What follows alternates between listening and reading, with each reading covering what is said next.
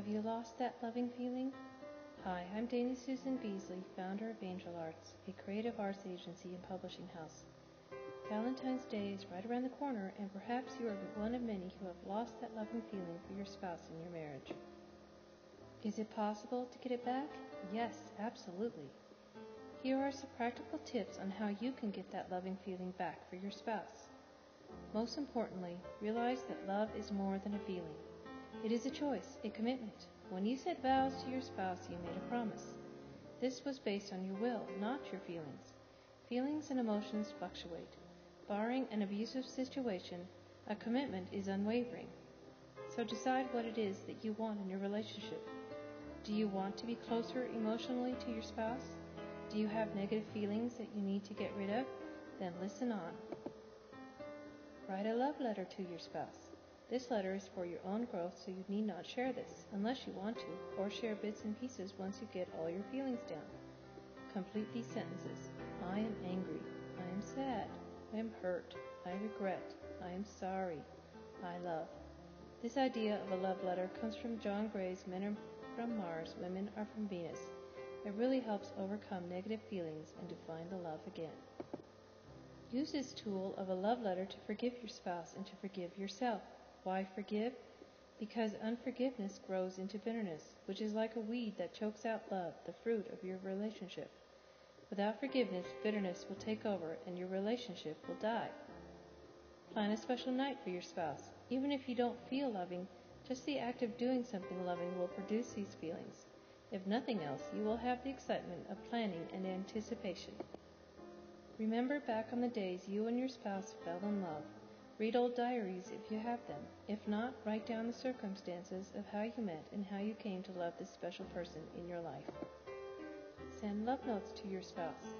Leave one in the fridge, tuck one in a briefcase, hide one in a lunchbox.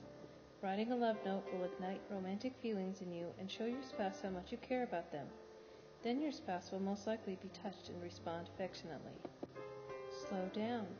Take your spouse on a retreat or a dinner date. It's so easy to think, we can't afford it, it's too expensive, we can't find a babysitter, we can't leave the kids. But how expensive is marriage counseling, or a divorce lawyer, alimony? How will your kids feel when they are being bounced from parent to parent? The best way to divorce-proof your marriage is to plan regular getaways, vacations, and dates. As Ellen Kreidman says in Light Her Fire, feel the guilt and do it anyway. Perhaps you are still looking for Mr. Right or Miss Right. Stop looking. Concentrate instead on being right. Ask these questions. Who am I? What do I really enjoy doing? What is my purpose in life? What do I value? What are my avocations? What do I need to do in order to take care of myself? What are my gifts and talents? What are my callings? As you seek to improve yourself and your life, you will be a happier person, and then perhaps you will magnetize the right person to you. The above tip applies to those who are married also. Are you relying on your spouse too much? Have you lost yourself in order to put everything you have into the relationship to make it work?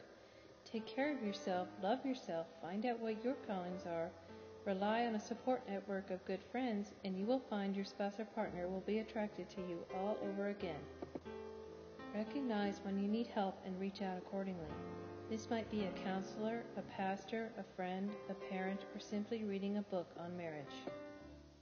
Write down your criticisms you are thinking about your spouse as they enter your mind. Carry around a small notebook just for this purpose. Then on the next page, write down what you are thankful for about your spouse. You will find that your attitude changes and the critical thoughts will melt away.